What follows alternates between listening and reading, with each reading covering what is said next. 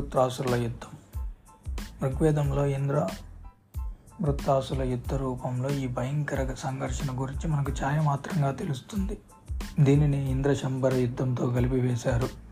భరతులు ఇత్యాది ఆర్యగణాలతో కలిసి దివోదాసు కిరాత శంబరునితో 40 సంవత్సరాల భయంకరమైన యుద్ధం చేసి విజయం సాధించాడు. 40 ఏళ్లకు పైగా శంబరునితోనూ అతని సహచరులతోనూ ఆర్యులు యుద్ధం చేశారు. దీనినే ఋగ్వేదంలో దస్యుహత్య అని పేర్కొన్నారు. ఋగ్వేదంలో శంబరుని యుద్ధాన్ని గురించి అధికంగా చెప్పబడింది. ఇది ఇంద్ర పూజకులకు లింగ పూజకులకు మధ్య జరిగిన యుద్ధం.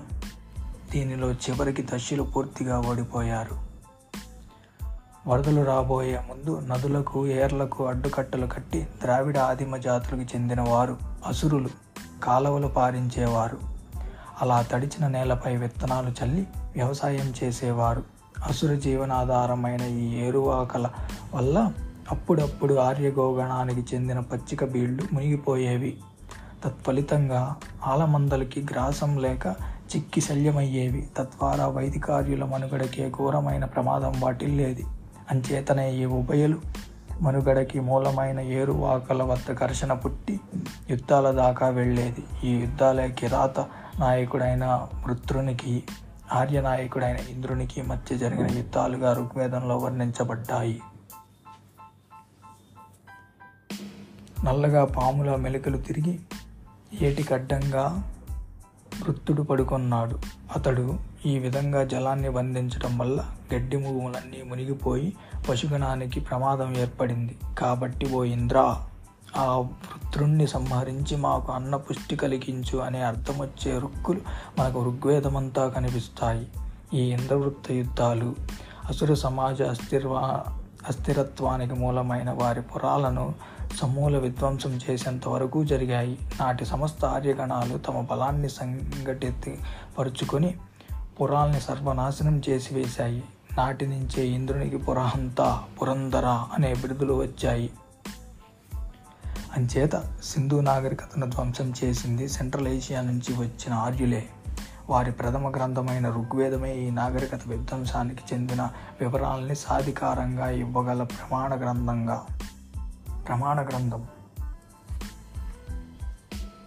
ఋగ్వేదంలో తమ శత్రువులైన దస్యులను కృష్ణవర్ణులని, నల్లని రంగు గలవారు, అనాసులని, రుద్రవచులని, అబద్ధాలాడేవారని, అపవ్రతులని, శిష్ణదేవులని, లింగ పూజకులని ఆర్యులు తిట్టిన తిట్లు పూర్తిగా సింధు ప్రజలైన ద్రావిడ ఆదిమ జాతులకు వర్తిస్తాయనడంలో ఆవగింజంత సందేహం ఉండనవసరం లేదు. ఈ వర్ణన వల్ల రంగు, శరీర నిర్మాణం, భాష, మతం ఇత్యాది విషయాల్లో ఆర్యులు ద్రావిడులు భిన్నమైన వారు నిరూపించడానికి ఋగ్వేదమే మనకు పరమ ప్రమాణమైన గ్రంథం. వాస్తవానికి సింధు నాగరికతను ఆర్యులు ధ్వంసం చేసి సమాజ చక్రాన్ని వెనక్కి తిప్పటానికి ప్రయత్నించారు.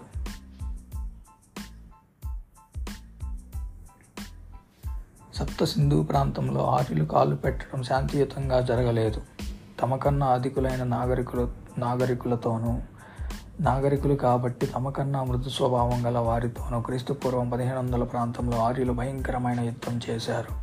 ఈ భీకర హత్యకాండకి చెందిన అవశేషాలు హరప్పాలో దొరికాయి. మోర్టిమర్ విల్లర్ తన ఇండియన్ వ్యాలీ సివిలైజేషన్ అనే గ్రంథంలో ఈ విషయాన్ని ఇలా రాశాడు. దేశీయులైన ఆర్యులు దేశదిమ్మరులు, విజేతలైన ఆర్యులు పశుపాలకులైన ఆర్యులకు నగరాల ఉపయోగం ఏమాత్రం లేదు. అంచేత వాటిని సహజంగానే వారు నాశనం చేశారు. ఆ నగరాల పరిసరాల్ని, పొలాల్ని పచ్చిక బయళ్లుగా మార్చివేశారు. గుర్రాలు, గోవులే అమూల్యంగా భావించి వాటి కొరకే తమ దేవతల్ని భక్తి శ్రద్ధలతో స్తుతించిన ఆర్యులు సమజసంగానే నగరాల్ని నాశనం చేశారు. ఆర్యులు తమ వెంట తెచ్చుకున్న దేశదిమ్మరి జీవితాన్ని స్థాపించుకున్నారు. చెంగిస్ ఖాన్, మంగోలుల వలె ఆర్యులు నాగరిక జీవితాన్ని ఏవగించుకునేవారు. మానవ చరిత్రలో మహోజ్వల స్థానం ఆక్రమించి భారతీయ సంస్కృతికి నాంది పలికిన సింధు నాగరికతను ధ్వంసం చేసిన ఆర్యులు ఇండియాకి గుర్రం తప్ప మరే వస్తువును ఇవ్వలేకపోయారు.